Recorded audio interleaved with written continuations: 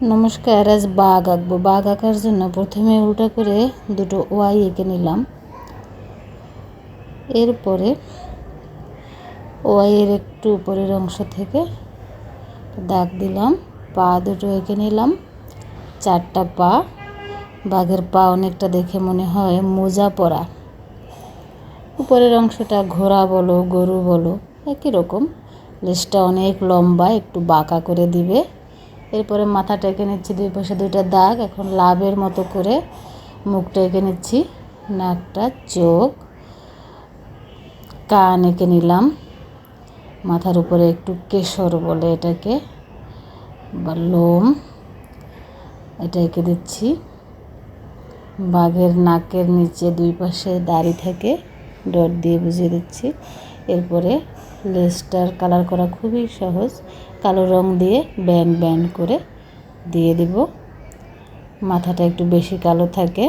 এরপরে পায়ের অংশ ক্রস ক্রস, এপাশ থেকে একবার, ওপাশ থেকে একবার, এভাবে রং করে দিচ্ছি। ডোরা কাটা দাগ বাঘের, সবগুলো পায়ে এরকম দিয়ে দেব।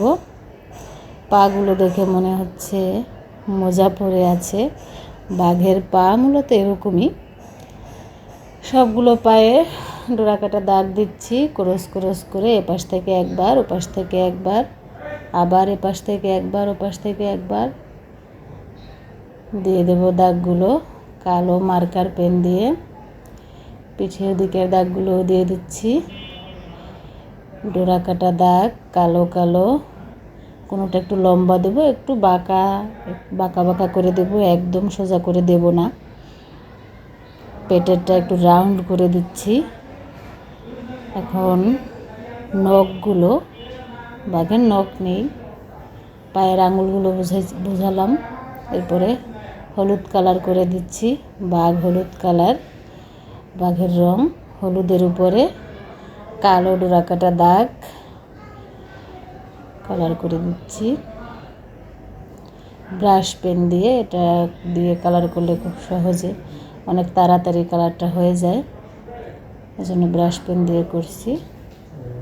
পুরোটাই হলুদ, শুধু মুখের যে অংশটায় ডট ডট দিয়েছি ওই অংশটুকু সাদা, আর জিহ্বাটা দিয়ে দিলাম, মানে মুখটা লাল।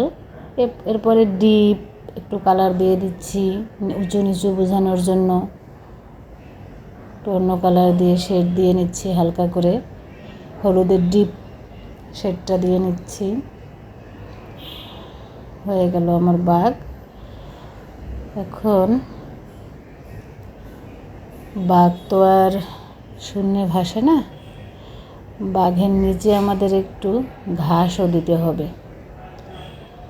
সেটা দেব। এই যে ঘাস দিয়ে দিলাম, মানে মাটি এবং ঘাস, এটার উপর দিয়ে বাঘটা হাঁটছে। দাড়ি দিয়ে দিচ্ছি বাঘের। Thank you.